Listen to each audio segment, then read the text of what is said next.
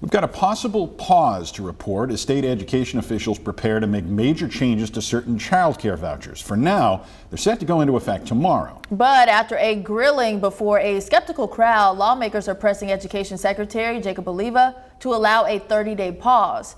THV 11's Carter Thweet was at today's meeting. Carter, why are these changes being made in the first place? Well, it has to do with a program called the Childcare and Development Block Grant. It's a federal program that gives vouchers to low-income families to help them pay for childcare. But Secretary Oliva says there just isn't as much money in the program as there used to be, causing the state to have to make some cuts. Childcare providers aren't happy about it.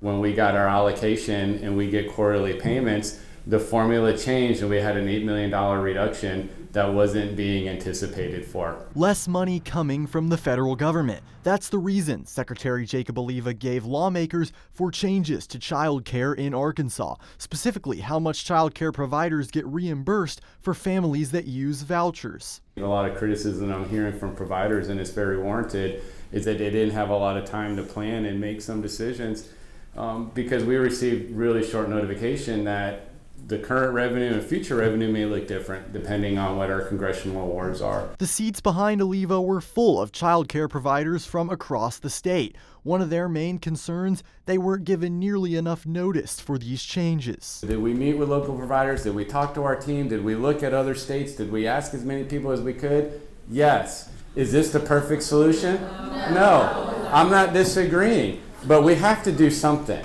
Providers in attendance had a range of reactions. Dawn Collier with Little Sprouts of Sheridan says she wished this conversation had happened sooner, but was glad it's happening at all. I do have concerns about what this will look like going forward, but overall I think that having the conversations, taking the time to hear from providers and figure out better solutions is the right direction. Some lawmakers pressed Oliva on when he knew the reduction might be coming, and child care workers like Sarah Wheeler wondered if there's any way he could have given more notice. I feel like they knew about this a while ago and certain people were allowed to know about it, but we were not as providers, so we could not prepare adequately. Oliva stresses that he felt decisions had to be made quickly and they can't keep paying providers at the current rates. The last thing I want to do is set up a reimbursement rate that at Christmas we got to call everybody and say we're done, we spent all our money.